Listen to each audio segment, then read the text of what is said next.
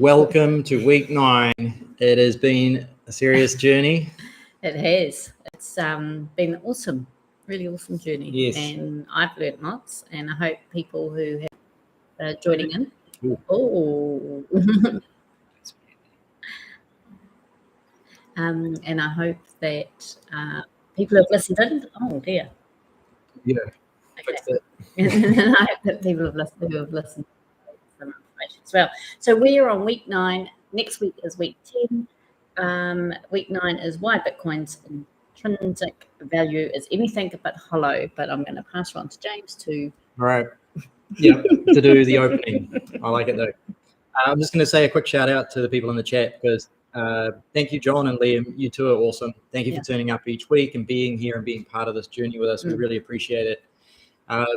We do this. We've done this for ourselves as the proof of work to read this. Nicki came up with this brilliant idea. As soon as we heard this was coming out, let's do it every week. And I was like, okay, let's do it. Yep. Proof of work. So we appreciate that you guys have also jumped on here with us and joined us for that journey. It's really cool. And on that journey, we've also had a few. Okay, we'll start with our website. Let me turn that on. On our website, if you need it tonight, there is a playlist down there. We are going to remove this header section from the website going forward. So anybody who wants the playlist will have to go to our YouTube channel, but I will move it down in the web page further. Tonight is also the last night for the opportunity to get a hardware device such as a seed signer, and we're going to go through those awesome partners. We reached out to these guys and said, hey, do you want to be part of this awesome project? Seed signer was one of them. This is a fully open source device. The case is 3D printed. You can make one of these at home, runs on the Raspberry Pi hardware, which means that you can buy an open source board basically, and then they also produce open source software on this beastie. I have actually had a quick play with it to set it up. I got my SD card in the end here. And needed a firmware update. It was the easiest firmware update I have done out of any hardware device so far. So that was really cool. And I've had a quick play with the menu. It's really intuitive and easy to use. I'm not saying this because for any other reason than it's genuine. I am really impressed with my experience so far. I can't say that about a lot of other devices so far. So good work. It's really cool. So thank you for their support. They're going to give one of those away. Put your name in the thing. Next, CryptoTag. These guys make basically a seed phrase or a passphrase saving device. You need to basically back up your keywords or key numbers or letters. And these guys do that and support that. It is an important thing to do for self-sovereign hodling.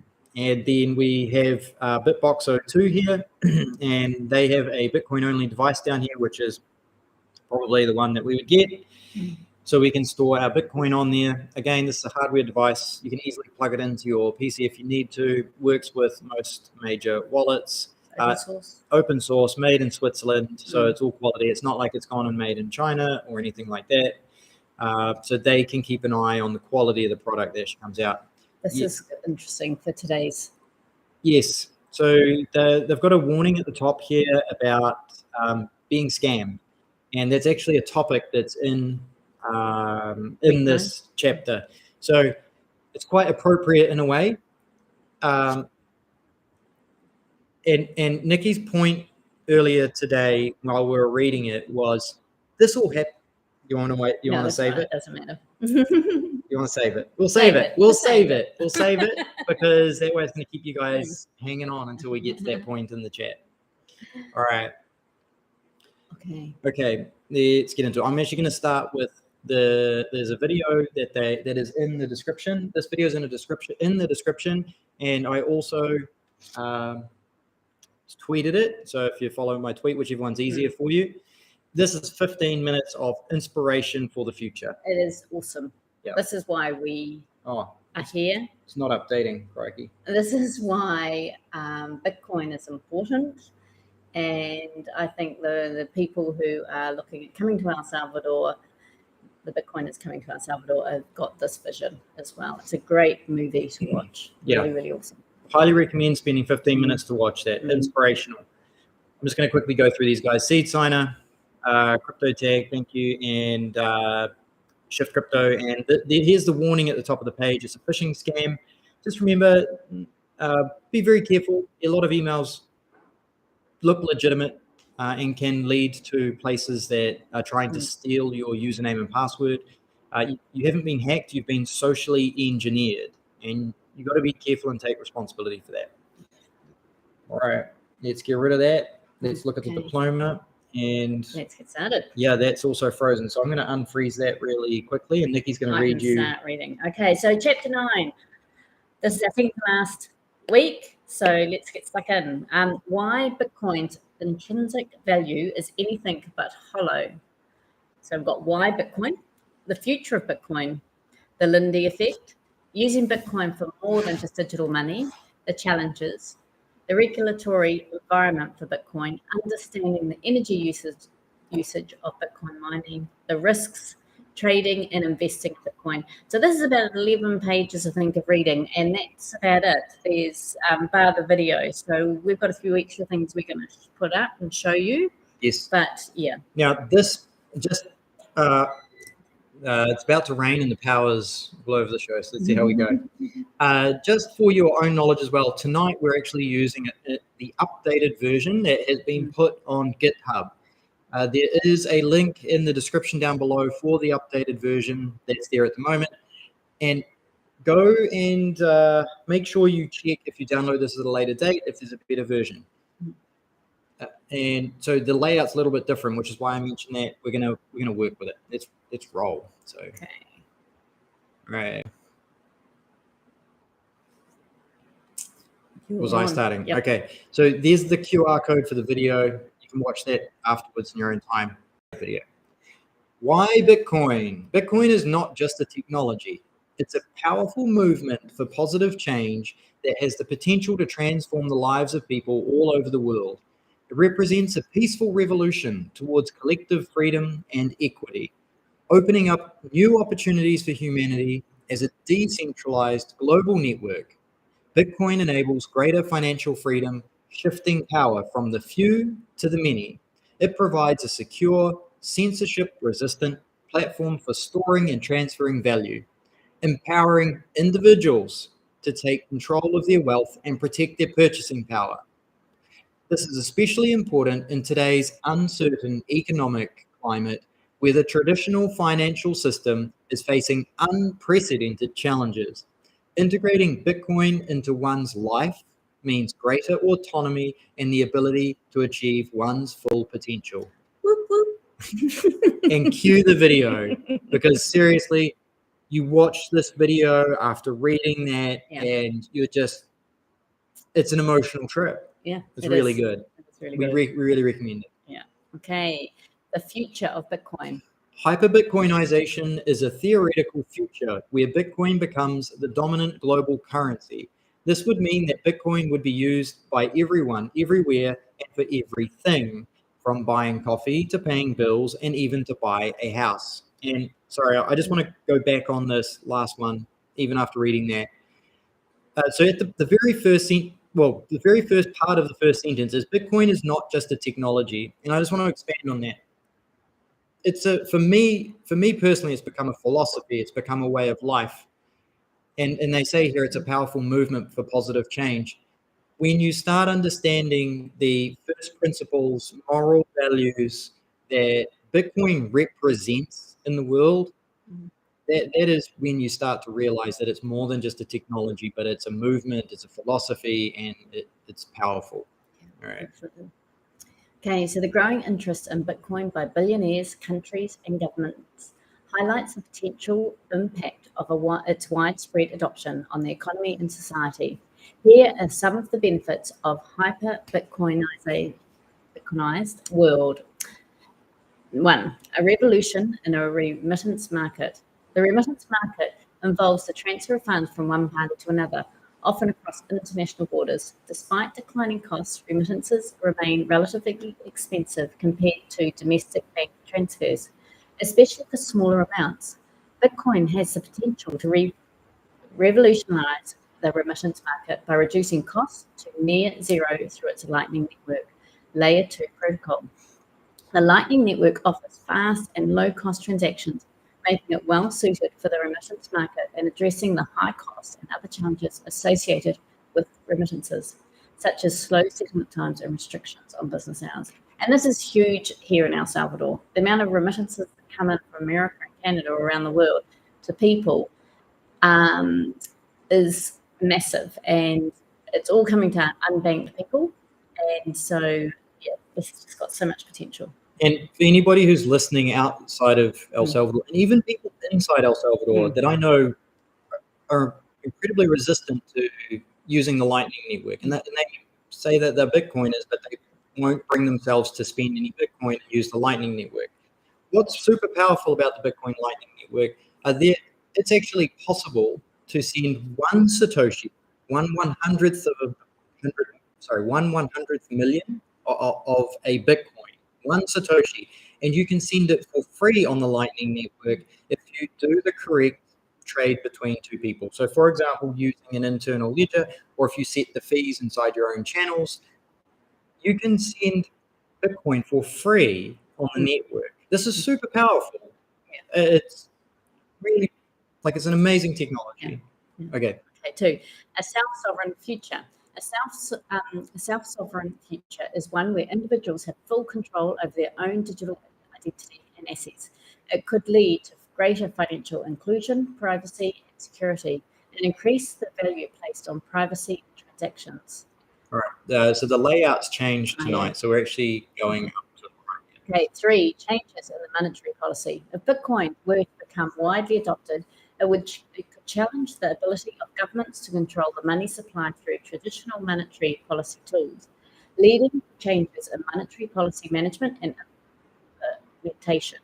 It could also increase financial inclusion, equality, and opportunities, as well as reduce the ability of governments and financial institutions to manipulate the economy. 4, a reliable store of value. Bitcoin's digital scarcity makes it a reliable store of value, which could encourage more people to use it as a means of saving for the future. I just want to push on that, which is the reason that this is important is because gold being a sound money it was possible to save gold and basically trust in the value that it would hold over a period of time. Today with fiat currencies, that is not how fiat currency is designed to work. It's literally designed to steal people's value. And people who choose to ignore that, I'm just going to call it, are being intellectually dishonest, and I don't know what to do to save or help them. But anybody who's willing to understand it, this is a super powerful point where we haven't had a tool in a long time where we can go and store our value in a monetary system. This is really important. Yeah, absolutely. 5, enhanced transparency and traceability. The tamper-proof and immutable record of all transactions on the blockchain could increase transparency and accountability in various industries and sectors. 6, improved cyber security. The decentralized structure of Bitcoin makes it less vulnerable to hacking and data breaches, improving overall security. 7, reducing carbon footprint and promoting renewable energy by making the process of mining Bitcoin more sustainable and environmentally friendly. Miners can help to reduce its carbon footprint and promote the use of renewable energy sources. This aligns with important environmental, social, and governance considerations. This is a personal thing. I'm actually triggered by the ESG mention in here.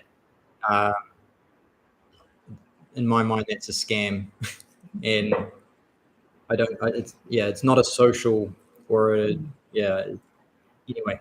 9.1.1, the Lindy Effect. The Lindy Effect is a simple theory that says the longer something has been around, the more likely it will continue to be around in the future. This theory can be applied to many things, including Bitcoin.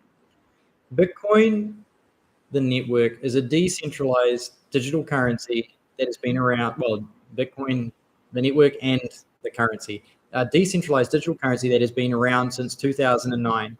As a prime example of the Lindy Effect in action, despite facing numerous challenges over the years, including technological challenges, I don't know what they mean by security breaches. I would really like my first Bitcoin to elaborate on that, because I don't know if they've got a particular security breach on Bitcoin that they're talking about, or if it's personal security breaches. And government regulations. Bitcoin has continued to grow in popularity and has been adopted by an increasing number of businesses as a means of payment. And it's got a very good trajectory at the moment. It's got a trajectory of growth.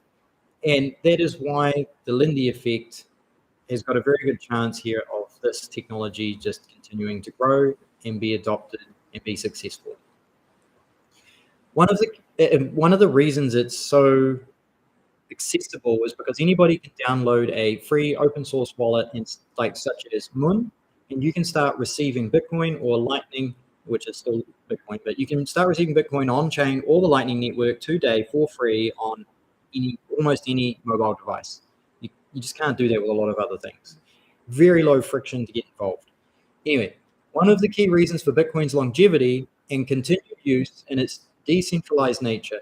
This means that it operates as a secure and transparent financial system without the need for intermediaries, making it appealing to individuals who value financial privacy and control of their finances. In addition, Bitcoin's ability to operate as a secure store of value has also contributed to its growing popularity and acceptance. Another factor that contributes to Bitcoin's longevity is its resistance to change and competition. Changes to the network consensus rules require the majority of users to agree to an update, making it difficult to achieve consensus and leading to only updates that the overwhelming majority of the network participants agree upon being implemented. Additionally, despite the existence of many competing cryptocurrencies, none of them have been able to match Bitcoin's longevity or achieve the same level of network effects, which they're talking about adoption. Bitcoin's hash rate has been increasing exponentially over the years, and the distribution of mining is also becoming more widespread. The number of users joining the Bitcoin's network has also increased at an exponential rate, with an estimated 140 to 190 million users now part of it. These factors, combined with its continued popularity and usefulness, suggest that Bitcoin is likely to continue being used and trusted into the future. 9.2, using Bitcoin for more than just digital money. Bitcoin has gained popularity for various reasons, beyond just being a means of making money. Some users are driven by the idea of creating a financial system that is free from central control, while others simply want to benefit financially. Bitcoin also allows for the creation of unique digital artifacts known as Satoshi Inscriptions. These inscriptions, which can include text, images, videos, audio, and software, are stored on the Bitcoin blockchain, making them immutable, secure, and decentralized. The unique identification of each Satoshi is made possible through ordinals. Unlike traditional NFTs, these inscriptions don't require a separate infrastructure or token, which further enhances their security and decentralization. The combination of Bitcoin and AI can be utilized for various applications such as cryptocurrency trading, security, and market analysts. Bitcoin's Lightning Network has made faster and more secure financial payments possible. For example, atomic swaps enable people to exchange one cryptocurrency for another without the need of an intermediary.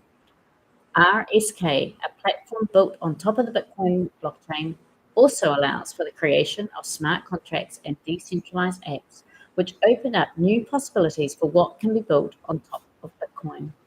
As these technologies continue to be developed and improved, exciting things are expected to come in the future.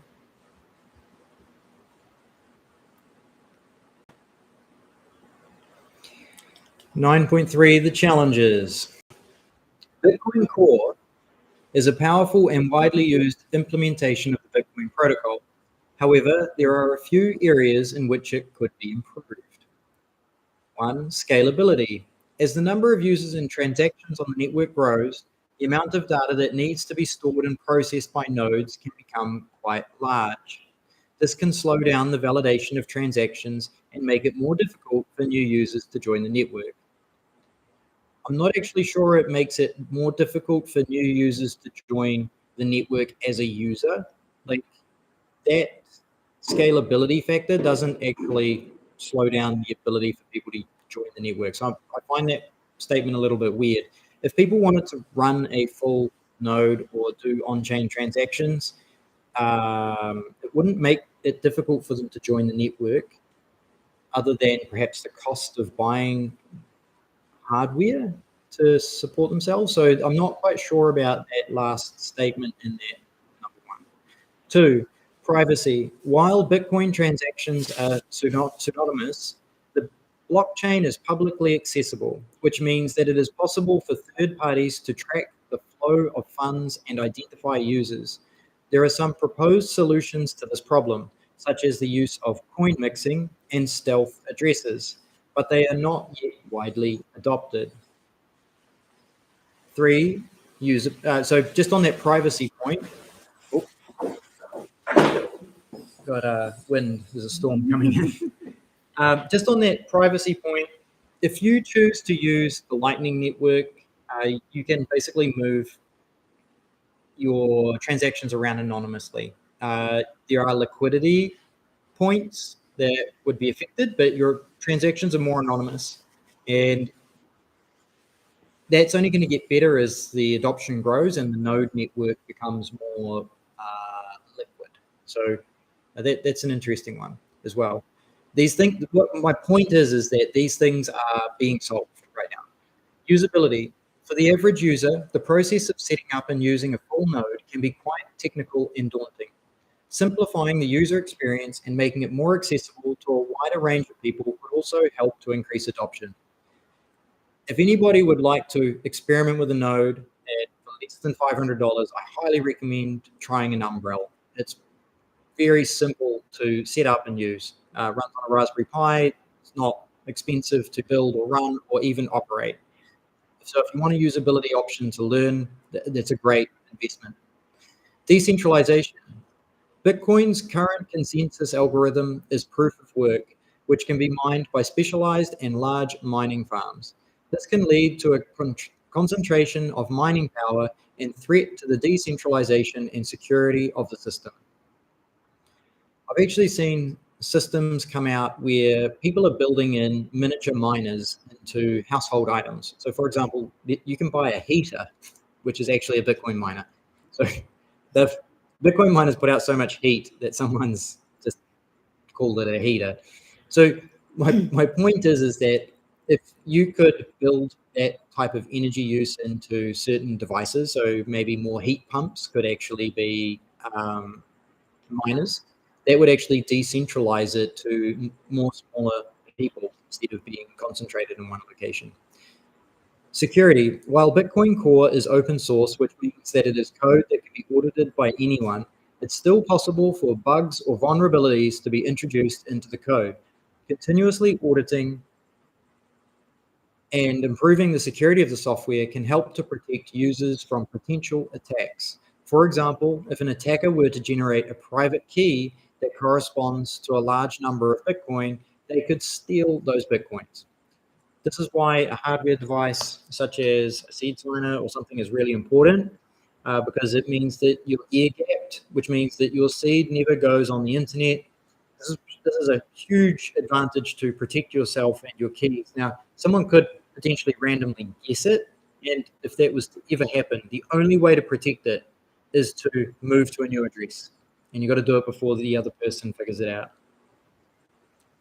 Overall, while Bitcoin Core is a solid piece of software, ongoing development and research is essential to address these areas of improvement and ensure that the network remains secure, decentralized, and widely adopted. And something that I love is that there's so many passionate people that are working on these things right now. We see improvements regularly, like weekly at least. Absolutely. Yeah. Okay, 9.3.1, the regulatory environment for Bitcoin. The cryptocurrency market has faced numerous challenges in recent years, including the collapse of FTX in 2022 and the fall of stablecoins Terra, USD, and Luna early in the same year, leading to significant losses and a decline in investor confidence.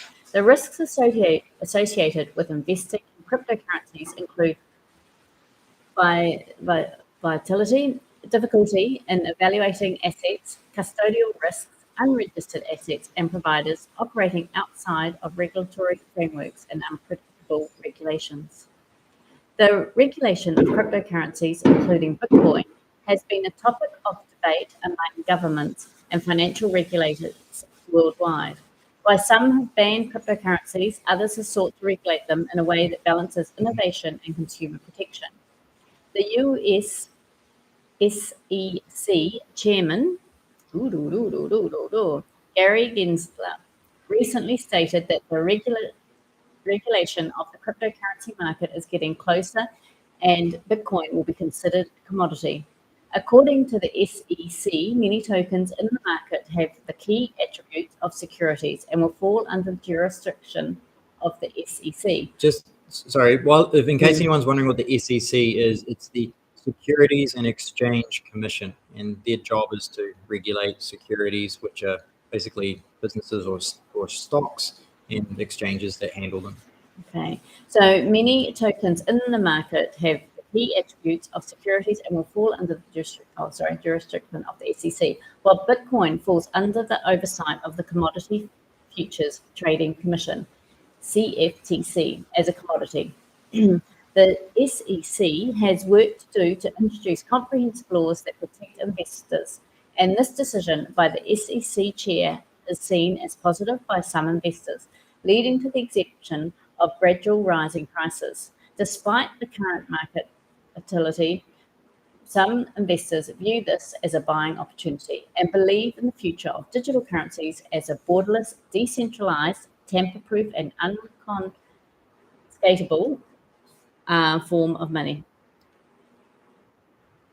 I would definitely say that Bitcoin ticks a lot of those boxes. The tamper-proof, anything where you've basically got individuals running these things, they're far from tamper-proof. And they're also far from unconfiscatable. A lot of these other networks, the servers are not that decentralized, and someone could change the code and or shut them down pretty quickly. 9.3.2, understanding the energy usage of Bitcoin mining. Bitcoin mining uses a lot of energy, around 79 terawatt hours per year. However, this does not necessarily mean that it is a waste of energy or harmful to the environment. Bitcoin mining can help to utilize unused capacity of energy, especially in remote or inaccessible places. Additionally, most Bitcoin mining is done with renewable energy such as hydroelectric, solar, wind, and geothermal. I also want to throw in some people are doing things such as capturing gas off old landfills and also flare energy off oil rigs. Yeah. Which is often inaccessible because they're normally quite remote, but you can ship a miner there without any problems. This helps to make the production and research of these energy sources more profitable. Furthermore, Bitcoin mining provides security for the Bitcoin network, enabling people to have access to secure and accessible money. However, it's important to note that the energy usage is determined by the competition among miners, not the number of transactions. The digital signature validation process, which is a small part of mining, uses minimal energy. The energy usage of Bitcoin mining is high, but it's not as high as other industries like the traditional financial system or gold mining and recycling. Miners are also increasingly using clean and renewable energy sources like geothermal and hydroelectric power to power their mining operations. Now, this first big candle is not Bitcoin. Bitcoin is actually this tiny little green dot on the bottom left-hand corner. So it's using 220. I'm not sure how they've measured that because they've got 79 terawatt hours per year up there. And then for some reason they've mentioned 220 terawatt hours down here. I don't know why they've got a discrepancy in their numbers, but it's not too big a deal because the residential buildings, we're looking at a lot, but obviously people generally need that. Then we're looking at road vehicles, non-resident buildings, road freight vehicles, military industrial complex, and a whole heap of other things down here. So I think the funniest one for me is always holiday lights, which are only used for like a month of the year. Yeah, unless you're in El Salvador. Pretty much uses the same energy consumption as Bitcoin running for an entire year. So these things need to be put into perspective. The key to reducing environmental impact is to drive the demand for green energy. And as the industry grows, it's leading to innovation in clean energy production and decreased pollution. It's also important to note that the source of energy used by miners greatly impacts the ecological impact. As the technology and industry evolve, more miners are using renewable energy sources such as hydroelectric, solar, and wind power, which greatly reduces the environmental impact. And just on that last note, there's actually a lot of miners out there like that are often individuals who buy secondhand hardware, and then what they do is they refurbish it, and they can refurbish it and actually make it more efficient. One of my friends who happens to have a number of miners was doing this, and one of the firmware updates they had actually made the miner 25% more efficient. So there are things like often when people are in a rush to meet the market, they will do things that aren't always the most efficient. But when you've got people who have a little bit more time, they can improve a lot of this stuff. They can recycle it and make it better. Okay, 9.4, the risks. Bitcoin can offer great freedom, but it's important to remember that with great power comes great responsibility. There are risks involved in using Bitcoin, so it's essential to understand these risks and take proactive steps to protect your funds. Volatility it is commonly believed that Bitcoin is inherently volatile. However, it is important to note that the volatility of Bitcoin depends on the currency in which its value is measured. For example, if Bitcoin value is measured in the currency that is itself volatile, such as the Venezuelan bolivia or the Zimbabwe dollar, then the volatility of Bitcoin may appear even more extreme. Bitcoin is not primarily a way to invest, but to save for the future. As with any investment, it is important to have a long-term perspective and be aware of the risks involved. 2, the risk of custodial wallets is significant and should not be overlooked. Funds held by third-party custodians are always connected to the internet, making them vulnerable to loss, hacking, and breaches. Furthermore, custodians control and decide whether people can withdraw their funds or not, posing a substantial risk that cannot be ignored. 3, decentralized systems like Bitcoin are vulnerable to risks posed by malicious nodes that could harm the network. However, it is important to note that Bitcoin has become very strong nowadays and is basically unstoppable. If a large number of malicious nodes try to cause trouble or change the rules, all of the current Bitcoin core nodes will simply ignore and continue maintaining the original Bitcoin code and software. That being said, there are still potential security threats to the Bitcoin network. One such threat is a 51% attack, which occurs when a single miner or a group of miners control more than 50% of the total computational power or hash rate of the network.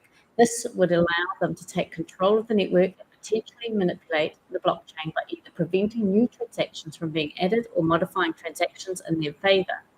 If an attacker were to successfully perform a 51% attack, they could double spend Bitcoin, which means they could spend the same Bitcoin more than once. This would allow them to effectively steal Bitcoin or commit fraud on the network.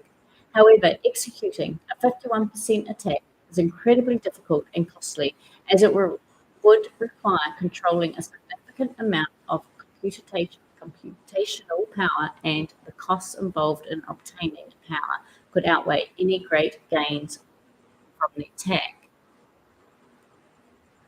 It is important to note that the Bitcoin network has never been successfully attacked in this way, but the possibility of a 51% attack is always present, and it highlights the importance of ensuring that the network remains decentralized and secure.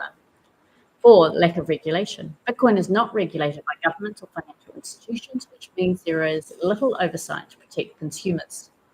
5, security risks. Bitcoin exchanges and wallets will be subject to the hacking and theft, which can result in the loss of funds for users. 6, scams. There are many scams related to Bitcoin that can lead to the loss of funds for investors. Illicit activities. Bitcoin has been used for illegal activities like money laundering and buying illegal goods on the dark web. 8, lack of understanding. Bitcoin is complex and can be difficult to understand for the average person, which can lead to poor decision making and potential losses. 9, lack of acceptance. Bitcoin is not widely accepted as a means of payment, which limits its usefulness in everyday life. 10, technical risks. Bitcoin is subject to technical risks like bugs and errors, which could lead to problems and potential loss of value. And 11, quantum computing. Quantum computing could potentially compromise the security of Bitcoin by breaking the encryption used to secure transactions and wallets. Quantum computing is a way of doing computer calculations that's different from the way most computers work today. Instead of using just on and off states or 1 and 0, like traditional computers, quantum computers use qubits that can be in many states at the same time. This makes quantum computers potentially much faster at certain types of calculations than regular computers. 12, digital threats. Hackers can exploit your internet connection to access your private keys and sensitive data, which includes hacking software wallets, including malicious links, and falling for spyware scams. 13, social engineering scams. Scammers can manipulate you into confirming transactions by posing as a customer service agent or creating a false sense of trust. So it is important to be cautious and not share your recovery phase. And 14, blind signing.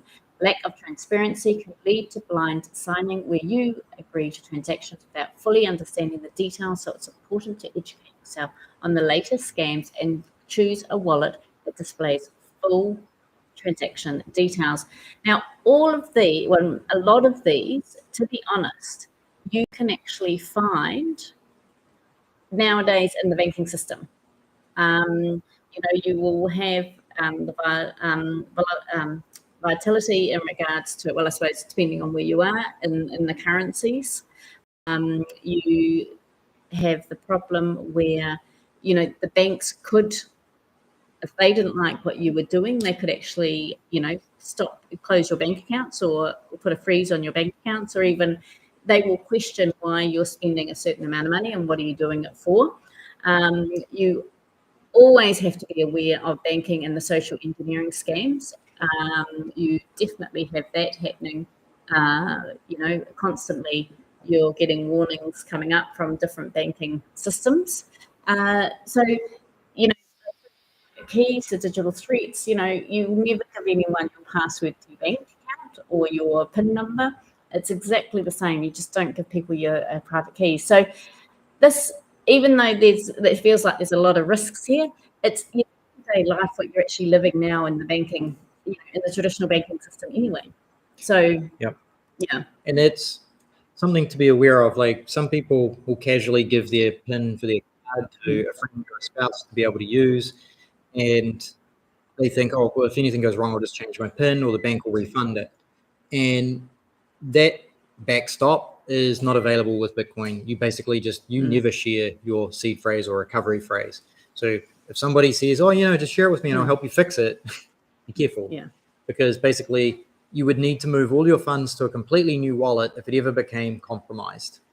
And that is just something to be aware of. That is probably the greatest risk and responsibility with Bitcoin, is that it's keeping it safe. It's keeping it safe and private. Yeah, and not being socially engineered, because that is the biggest one out of all of them. Oh, hello. That's different. I don't know why it's doing that. All right. Okay, so to protect your Bitcoin security, use an offline wallet, read full transaction details, and continuously educate yourself on the latest threats. Don't let ignorance and a false sense of trust compromise your hard-earned assets. While the risk of quantum computing to Bitcoin security is real, it's important to remember that it's still a speculative threat and it's uncertain when or if it will become a reality.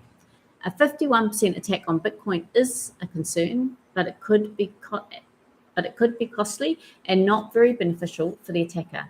More efficient and cost-effective methods of attack, such as a DDoS, would be more likely for a rational actor seeking to commit fraud.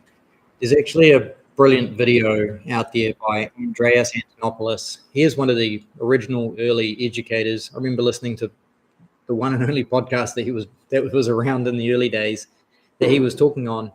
And he has given talks on this very specific thing. And it was quite interesting to hear how expensive it would be for somebody to cause this attack and to see that the benefit is actually not that big. So it's, I'd have to search it out myself. But Andreas Antonopoulos, it's a tricky name to spell, but if you can find him, he's worth watching if you'd like more education. Trading and investing in Bitcoin. We will explore the topic of trading and investing in Bitcoin, but it's important to note that the primary goal of using Bitcoin is not to make short-term profits through speculative trading.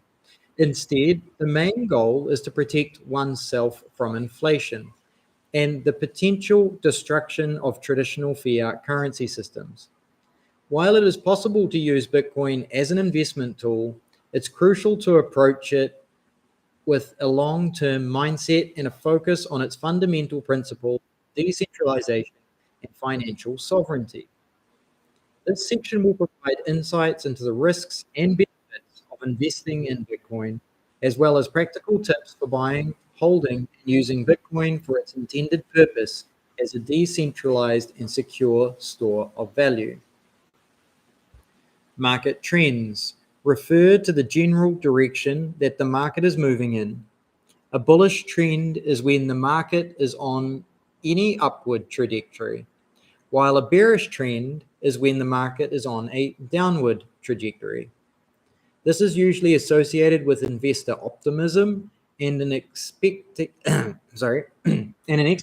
that prices will continue to rise. In contrast, a bearish trend is when the market is on a downward trajectory characterized by lower highs and lower lows. This is usually associated with investor pessimism and an expectation that prices will continue to fall. Technical analysis is not a perfect science, and past performance is not always indicative of future results. It should be used in conjunction with other forms of analysis, such as fundamental analysis and market sentiment, to make informed trading and investment decisions. The risk metric chart created by Benjamin Cohen is a quick and intuitive way to understand market sentiment and assess potential buying or selling opportunities for Bitcoin. This chart displays the price as of assets and assigns a color-coded value to represent the risk associated with that price. The risk values range from 0 to 1, with darker red colors indicating higher risk and darker blue indicating lower risk. The purpose of the risk metric is not to predict market top and bottoms, but rather to identify areas that may be attractive for buying or selling in the long term. A low risk score suggests that Bitcoin may be undervalued and may represent an opportunity to buy, while a high risk score suggests that it may be overvalued and present an opportunity to sell. And you can see here in this graph what they're talking about. I'm just seeing. I just want to check stream. Okay. Yeah. No, I'm happy.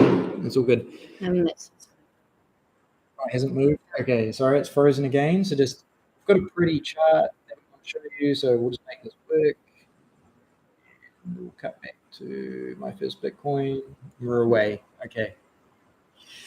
Alrighty, so this chart we got back here at 2000, I guess probably 9, roughly, but actually probably 2010 when it started hitting exchanges. And you'll see this red dot where they're suggesting it become quite high. But you need to know where the red dots should start. I mean, the red dots could have started down somewhere, but when your vision looking back is 2020, right? But looking into the future, you don't always know. So you can get a rough idea of perhaps where the market is or going, but the long-term trend is up, as you can see. And oh yeah, that does have the highest high of 60 mid 60s, and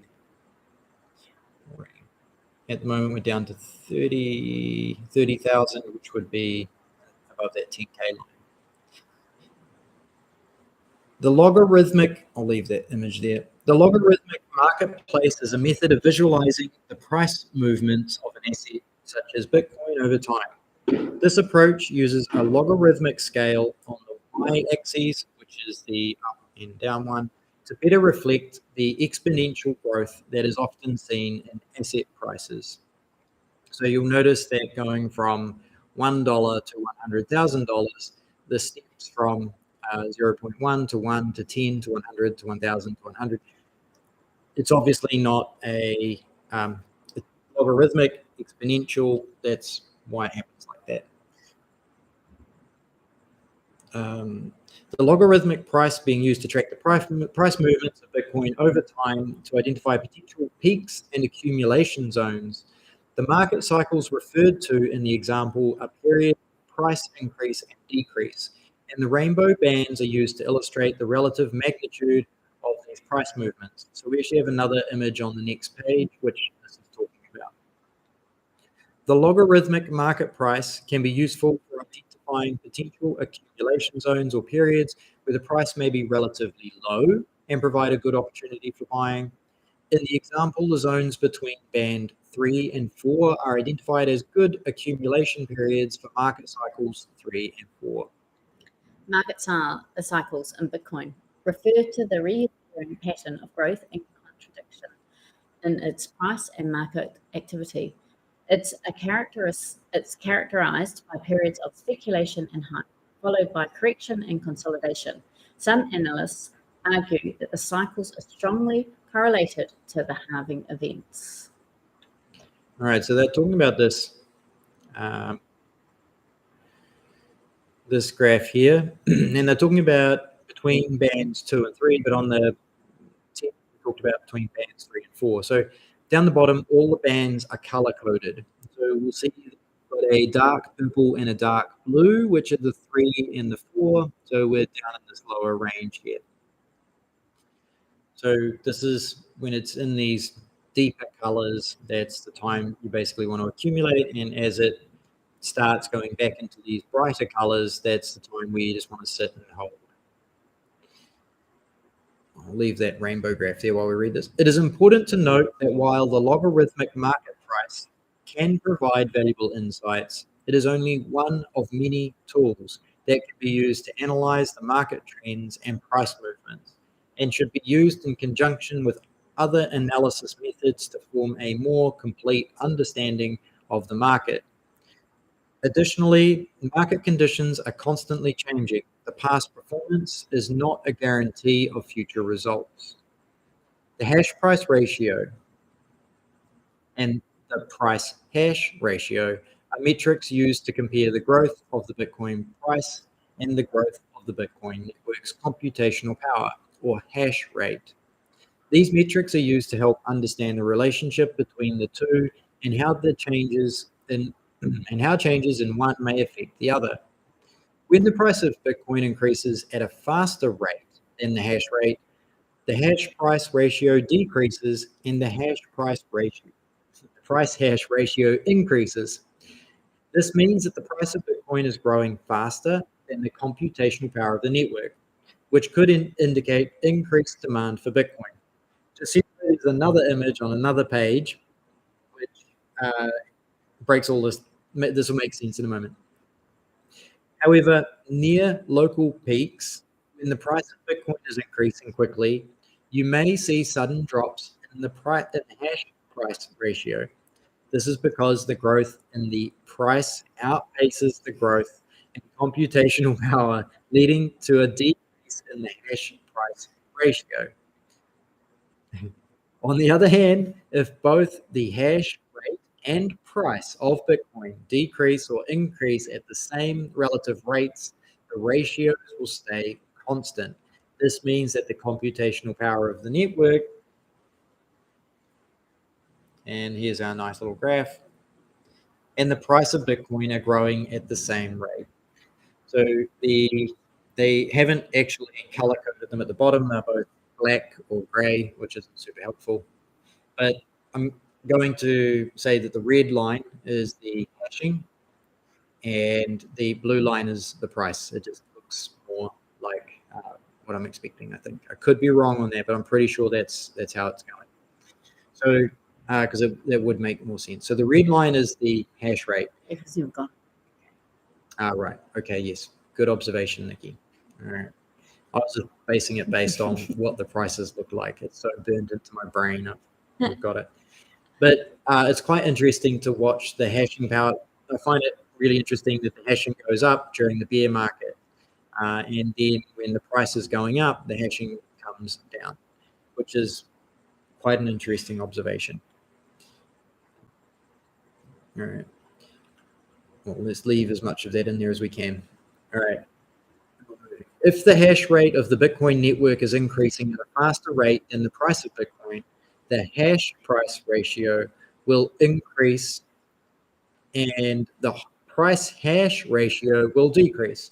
This could indicate that the network is becoming more secure and more capable of processing transactions, which could have a positive impact on the price of Bitcoin in the future. So these tools are for people who are really trying to pick a trend. They would probably be looking at all of these tools at the same time, and laying them over top of each other, trying to pick what happened in the past, and using them as my personal reference to this stuff is like reading tea leaves. I'm not sold. Like I get it if you can pick a general trend. That's great. That's awesome. And if you love numbers and analyzing all of this stuff, then you probably enjoy trading. All right, trend lines. Trend lines are used to identify the current trend in the market. They are formed by connecting two or more price points and are used to indicate a level of support or resistance. A trend line is that angled up is considered bullish, while a trend line that is angled down is considered bearish. These are things that people draw on price charts. Moving averages are used to smooth out the volatility of a security's price over a specific period of time. They are calculated by adding up the closing prices of a security over a specific number of periods and then dividing by the number of periods. A moving average can be used to identify the direction of a trend and can also be used to generate buy and sell signals. So one of the most common moving averages is actually the 200-day moving average, but that you can do it over different time frames as well. I see down below we're about to talk about 150-week moving averages, but in Bitcoin it is common to hear about the 200-day moving average. Dollar cost averaging, commonly known as DCA, below shorter term moving averages like the 100-week and 50-week SMA, which is something moving average, can provide more entry points, but it may leave you at a loss in the short term. So what this is suggesting is dollar cost averaging is an investment strategy where you, for example, buy every week, regardless of the price. But what this is saying is that if you combine your dollar cost averaging strategy with buying at particular times, so for example, if the moving average is below particular points, they are the best times to buy. And so, for example, if it's in a bear market, dollar cost average. If it's in a bull market, keep saving the money, but put it to the side. And then when you're in a bear market again, use it to buy more Bitcoin. Okay, dollar cost averaging, just talked about this, We DCA, is a strategy of investing a fixed amount of money into a particular asset at regular intervals, regardless of the price. All right. The goal of DCA is to reduce the impact of market volatility on an investment portfolio by spreading out the purchases over time instead of buying all at once. For example, an investor may decide to invest $100 into Bitcoin every month. If the price of the asset is high, the investor will purchase fewer units. And if the price is low, the investor will purchase more units. Over time, this approach can lead to lower average cost per unit of the asset and thus reduce the impact of the short-term price fluctuations. DCA can be used in a variety of investments, including stocks, bonds, commodities, and is often recommended for individuals who are just starting to invest and want to minimize the risk of market volatility.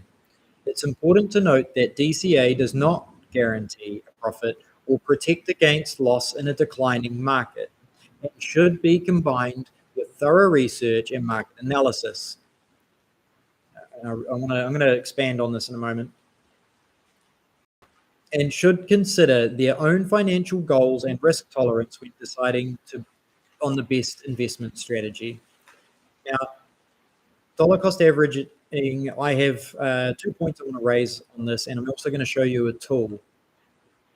Point one is that generally, dollar cost averaging will help the average person do better than the average investor. So the average investor will generally break even or maybe lose money. As we're dollar cost averaging, the average dollar cost averaging person will actually do better than the average investor. Now, if you make your dollar cost averaging a bit smarter, where you dollar cost average in the bear market and you save your cash in the bull market, you will outpace and outperform. There's a higher risk to outperform the average investor. And it is much less stressful and it is more reliable. So I'm now going to share a tool. These tools that I'm about to share are actually in the description down below. So if you want to load these and look at these yourself, they are available. And we're going to see if this is frozen. It is frozen. All right. Give me one moment while I unfreeze it again. It's a really unfortunate feature.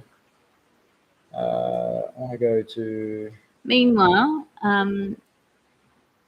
Giovanni Ramos has just given us a $5 Woo! Thank you. chat. We appreciate that. That's very awesome. That is really cool. Thank you very much. Yes, thank you, Giovanni. That is awesome. Really appreciate that. Really awesome. Yes, it's very cool. Okie dokie. What we have here, this is a website. I believe it's dcabtc.com. And what you can do is down the bottom here, we've taken $10 and we are buying weekly, and you can adjust it to every 2 weeks, monthly, daily. You can do it over a period of time. So you can set when you start, and you can set for how long you are doing it, and you can get an idea of what you would have invested. So $1,570. So it's like 157 weeks over 3 years. And this one is saying that you would have a total value of Bitcoin of $1,596, or an increase of 1.69%. Now, there's actually other tools out there. This one here, DCA Bitcoin, similar chart, but this one's saying that you actually invested $1,570, but you've got $2,000, or up 27%. Now, I'm not sure, and so I've got $10 weekly over 3 years, same amount, same time period. I am not sure why there is such a big discrepancy between these two websites. One of them is obviously taking prices from a certain... You haven't got a starting date there, so you would need to have a 3. But it should be 3 years, though, right? No. So you would need to put 3 years, starting 3 years ago. Duration. Yeah. I think this is it. Like if I put that in, 3 years. Because if I choose a starting date, I'm specifying, like it clears that one. Okay. Yep. All right. Okay. the last 3 years. So I'm not quite Okay. sure why they're so different. That's a big discrepancy, which bugs me a little bit. This is great. They've got frequently asked questions here, and you can also see where it would have been a good idea to buy in during there. So this tool, again, similar. It's pretty cool. If we look at last 1 year, let's do the last 1 year. And if we had been dollar cost averaging over the last 1 year, it's saying 530, 562, up 6%. And let's do this for the last 1 year again.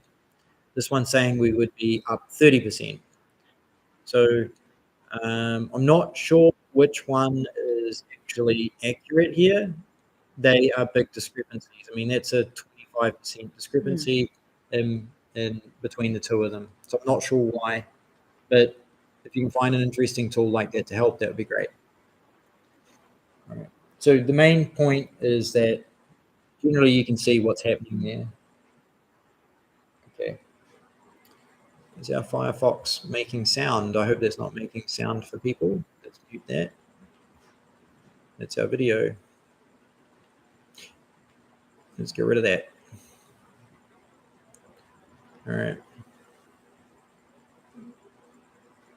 I don't know if anyone was having problems with sound, but maybe that was part of the problem. We're about to talk about something called the MACD on here. So I'm just going to explain it because they don't explain it in the book. So the moving average convergence divergence, known as the MACD, a trend following momentum indicator that shows shows the relationship between two moving averages of a security's price. And then we also have something called the RSI, or Relative Strength Index. Relative strength, a technical indicator used in a momentum trading that measures the speed of a security's recent price changes. So if a price move happens incredibly quickly, that's what this is measuring, or if it happens slowly, that's what it's measuring. And for the MACD, it's measuring the difference between the moving averages. And we're going to go back to the diploma. I'm at the last page here. So it would be really helpful if they actually put even the names in here. Indicators such as the RSI and MACD, so the Relative Strength Index and the Moving Average Convergence Divergence, are used to identify overbought and oversold conditions and potential trend changes. The RSI compares the magnitude of recent gains to recent losses to determine overbought and oversold conditions. The MACD is calculated by subtracting the 26-period exponential moving average, or EMA, from the 12-period EMA, and then plotting a 9-day EMA of the result. It is used to identify changes in momentum and trend. So again, this is pretty nerdy. If you're a chart person, if you're into numbers and analysis and all of those things, you can do online trading courses which will go through this terminology. It will show you how and why to use these things and try and draw conclusions from them. It is important to note that these metrics are only one of many tools that can be used to analyze market trends and price movements, and should be used in conjunction with other analysis methods to form a more complete understanding of the market.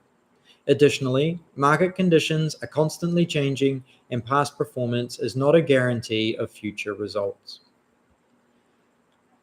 That, our friends, is the end of chapter 9. It was a lot of words.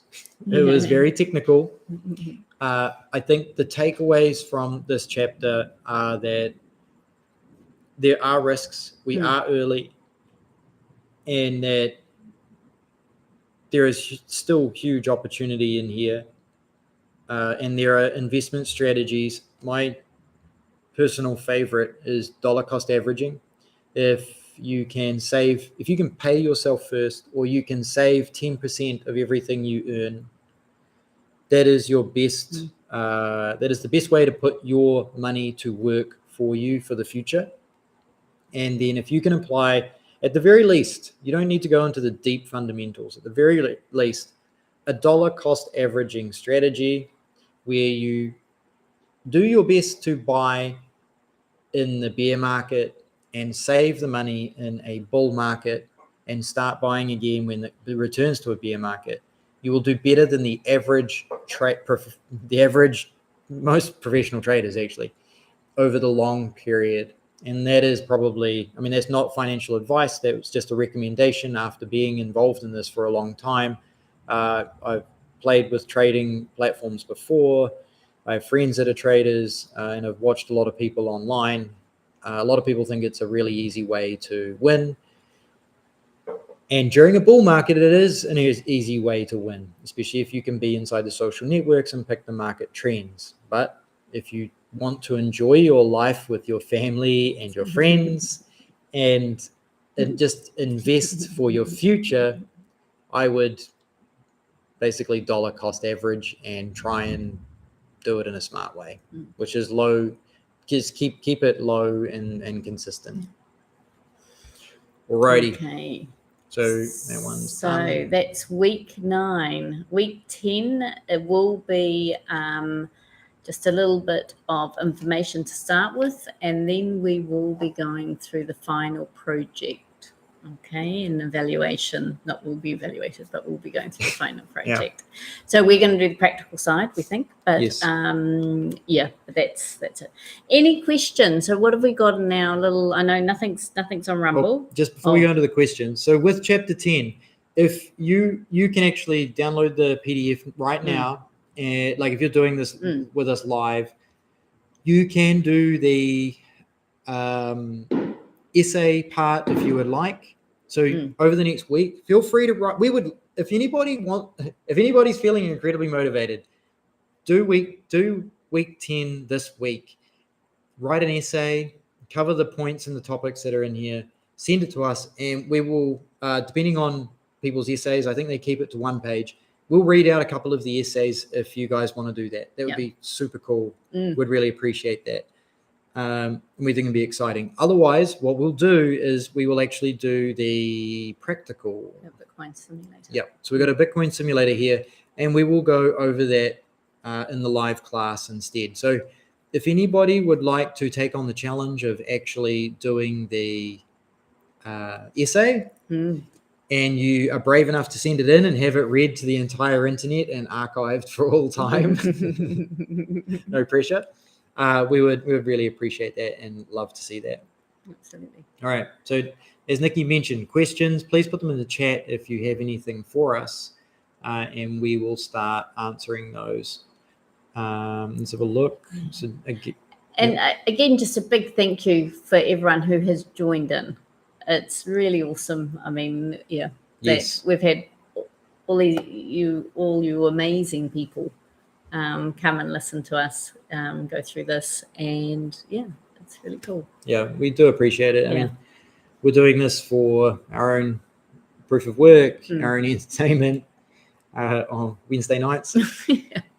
But we do love the fact that people have come and joined us, and we also appreciate that these brands have come along to be partners in this, and they are giving away a device to a number of our lucky participants, and we'll be randomly drawing those after week 10. So this week is the last week. Get your name in the website, otherwise you'll miss out. So seed signer again, I mean, I've had a lot of fun playing with this device so far. 3D printed, it's got a Raspberry Pi inside it, it's got open source software, it's got a camera on the back, which is super convenient for scanning QR codes and stuff. These buttons are like using a little Game Boy. It's super cool. I've really enjoyed it, and I haven't even used its full power yet. These guys, CryptoTag, this is a cool device for backing up your seed phrase, your passphrase, your keys. That's what this is designed for, and it's designed to be incredibly resistant. And we would recommend taking a look at this if you're looking for a secure way to back up your passphrase. the Bitbox 02 by Shift Crypto. They have a Bitcoin only device here. We also are really interested in this product. We're going to get a chance to play with this one hopefully this week, next week. It's open source, made in Switzerland. They're very particular about their hardware and their software. They want to make sure that they are a trusted and secure brand, providing a good product. So we are actually going to do bonus videos on the Seed Signer and the Shift Crypto box, Bitbox 02, because we will have each of these devices. So we're going to do these afterwards, and they will come out the following Wednesdays. But they're not going to be live. They're going to be pre-recorded because we're going to.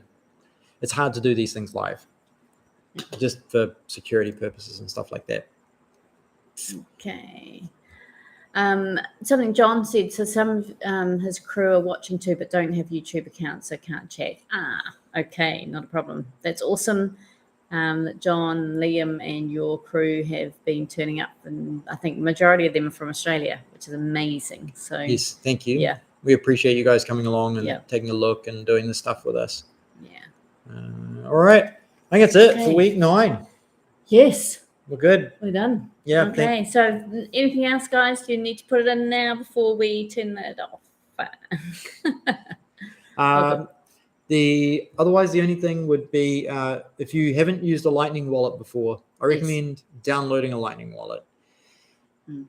There was actually something in the Diploma tonight where they talked about self-custody. Just remember that when you download a Lightning wallet, not all of them are self-custody. Some are third-party hosted, which means that if they turn the servers off, that's their Bitcoin. And there's wallets such as Mun, which is a self-hosted Bitcoin and Lightning wallet, but it's a very simple feature set. But it's great that it's Bitcoin and Lightning. Or Phoenix Wallet is a self-custody Lightning wallet that is a fully it's a very large feature set of Lightning features on the Phoenix Wallet. There's a couple of things about channels, but this is just the price of being sovereign. And then Breeze Wallet is also another self-custody wallet, which I recommend taking a look at. It's even got a point of sale built into it if you want to start a small business or add Bitcoin to a small business and collect a few Satoshis on the side. I'd highly recommend taking a look at that. Some of our favorite custodial or third-party hosted wallets, Satoshi, Wallet of Satoshi, for the very ease that we can onboard people and give them a wow experience with low friction incredibly quickly. We love that. It's a really cool wallet for that. And if you want to share Lightning with somebody, that is a great way to do it. Also, Blink Wallet, they are also a third-party hosted wallet, but the feature set on that is excellent. They have something called stable sats where you can lock the value of your Bitcoin at $1 value. And that'd be the two main ones off the top of my head at the moment. I play with a number of different wallets. I played with a new one this week, which I'd love to share more, but I don't know if it's the right time to do that. But yeah, thank you very much. We really appreciate it. Go out, have a great week. Talk to someone about Bitcoin and Lightning. And we look forward to seeing your essays. Yes, that's your homework. Catch you guys later. Okay, see ya.